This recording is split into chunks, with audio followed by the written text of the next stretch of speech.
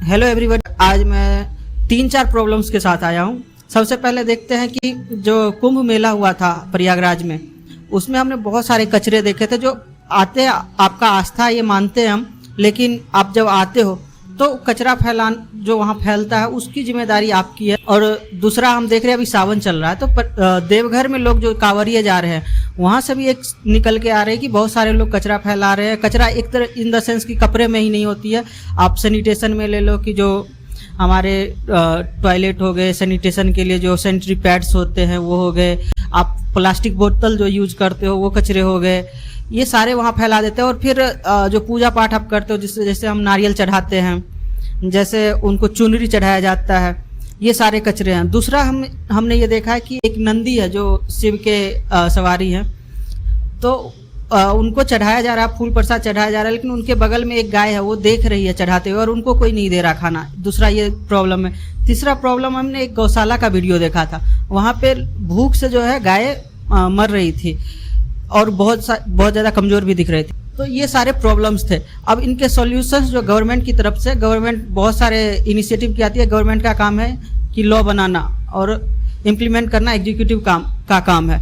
Government का role अच्छे से निभा रही है। गवर्नमेंट जो लेजिस्लेचर का काम, जैसे 2014 में स्वच्छ भारत अभियान गवर्नमेंट लेके आई थी और उसका बहुत अच्छा उन्होंने इम्प्लीमेंटेशन करा था और वो गवर्नमेंट का सक्सेस था। लेकिन हम जहाँ तक गंगा का देखते हैं तो गंगा में गवर्नमेंट क्लीनलीनेस का जो लॉ है वो लेके आई हुई है, जैसे कि नमामि गंगा सफाई अभियान 2.0 है या क्लीनलीनेस प्रोग्राम है, ये सारे गवर्नमेंट लेके आई है, लेकिन इम्प्लीमेंटेशन नहीं हो रहा।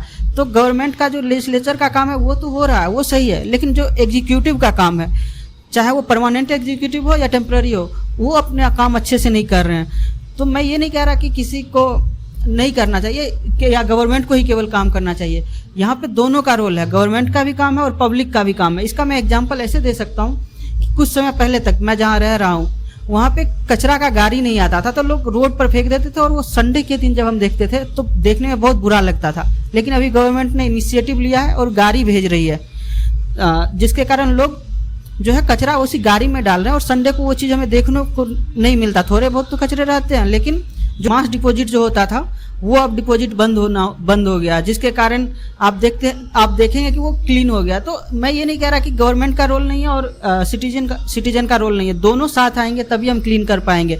अगर हम गंदगी नहीं फैलाएंगे तो ये नेचर की जो भी चीज़ें हैं वो अपने आप को क्लीन कर लेगी। पहले भी गंगा थी और गंगा इतने पवित्र थी कि लोग उनके पानी पीते थे, क्योंकि गंगा खुद को क्लीन कर लेती। जो भी गंदगी होता था वो गंगा खुद ब खुद क्लीन कर लेती। अगर हम गंदगी फैलाना बंद कर दे या कम करें तो अपने आप गंगा क्लीन कर लेगी। अगर पेड़ का ही कहते हैं जैसे काटने का, तो कहते हैं लोग कि पेड़ लगाओ, नहीं, आप पेड़ काटना बंद कर लो, फॉरेस्ट अपने आप को रीजनरेट कर लेगी। ये चीज़ें हमें सीखनी होगी कि अगर हम गंदगी ना फैलाएं तो गंदगी होगी क्यों, उसे क्लीन करने की जरूरत ही नहीं पड़ेगी, नेचर अपने आप को क्लीन रख सकती है। अब आते हैं हम सॉल्यूशंस की तरफ। सॉल्यूशंस मेरी तरफ से जो होगा, पहला हमें PPP मॉडल अपनाना हो, प्राइवेट पब्लिक पार्टनरशिप। इसमें प्राइवेट का काम होगा, जो भी इम्प्लीमेंटेशन है वो करना, सफाई करने का काम प्राइवेट का होगा। पब्लिक का काम जो होगा, जहाँ गवर्नमेंट का रोल होता है, वो क्या करेगी, मॉनिटर करेगी, फैसिलिटी को अवेलेबल करवाएगी, वो देखेगी कि क्या जो चीज़ें हमने दी है प्राइवेट को करने के लिए वो कर पा रहे हैं या नहीं। अब इससे जैसे हर एक इंस्टीट्यूशन पे, चाहे मंदिर हो, मस्जिद हो, गुरुद्वारा हो, चर्च हो, सबका, चाहे छोटा हो या बड़ा हो, अपना एक ट्रस्ट होता है।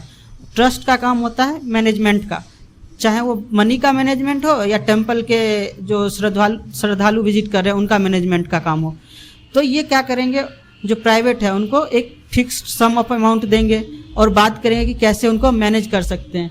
अब रही बात वो वहाँ क्या करें, प्राइवेट जो होगी कंपनियाँ, उनका क्या काम होगा। सबसे पहले कपड़ा जो हम देखते हैं कि बहुत ज़्यादा वहाँ फेंक के लोग आ जाते हैं या जो भीगा कपड़ा होता है वहीं छोड़ देते हैं। तो ये प्राइवेट जो कंपनियाँ होगी वो आसपास के ही लोगों को एम्प्लॉय करेगी, जिससे कि उनका एम्प्लॉयमेंट भी बढ़े और वो लोग क्या करेंगे, उनको इकट्ठा करेंगे, साफ करेंगे और सबसे पहले उसको वृद्धा आश्रम में डोनेट करेंगे, अनाथ आश्रम में डोनेट करेंगे। उसके बाद भी बच जाता है तो एक वॉल क्रिएट कर देंगे और उस पर लिख देंगे जिसको ज़रूरत है वो यहाँ से कपड़ा ले जा सकता है। और उसके बाद भी बचता है तो आप हो सकता है कि एक मार्केट जैसा लगा के उसको बेच के कुछ रुपया उसके थ्रू जुटा सकते हैं। फिर दूसरा काम नारियल है। नारियल का काम जो होगा, आप हंस का काम कर सकते हैं। नारियल के हंस का यूज होता है जो भी चीज़ें बनती है, वस्तुएं बनती है, उसको बनाने में यूज कर लीजिए।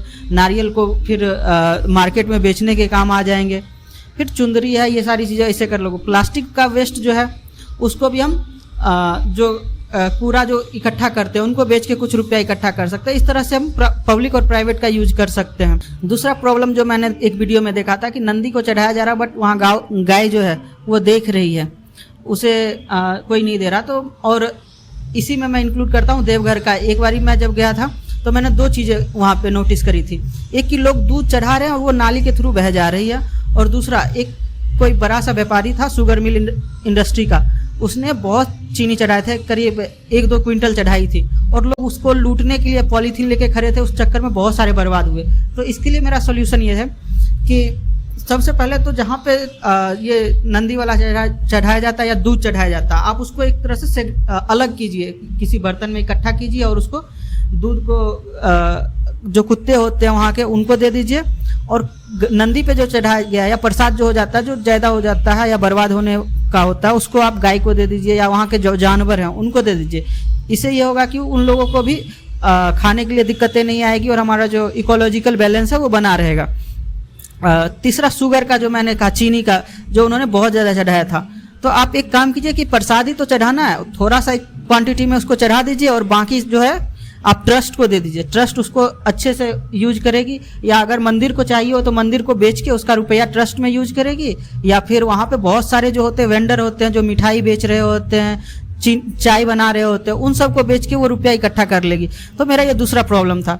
गौशाला का भी इसी से प्रॉब्लम निकल जाएगा कि जो वहाँ के आसपास के लोग हैं, यहाँ प्रसाद जैसे इकट्ठा ज़्यादा हो जाता है इकट्ठा, तो वो बर्बाद हो जाता है। तो आप उसको इकट्ठा करके दे दीजिए। या फिर हम लोग जैसे शहर में ही देखते हैं तो हमारे घर में खाना बर्बाद हो जाता है, और यहाँ से हम देखते हैं कि ठेला लेके जो लोग जाते रहते हैं उस पर लिखा होता है रोटी डोनेट करने के लिए या ऐसे ही। तो वो सारे जो हैं उनको आप दीजिए, इससे होगा कि उनका भी प्रॉब्लम सॉल्व हो जाएगा।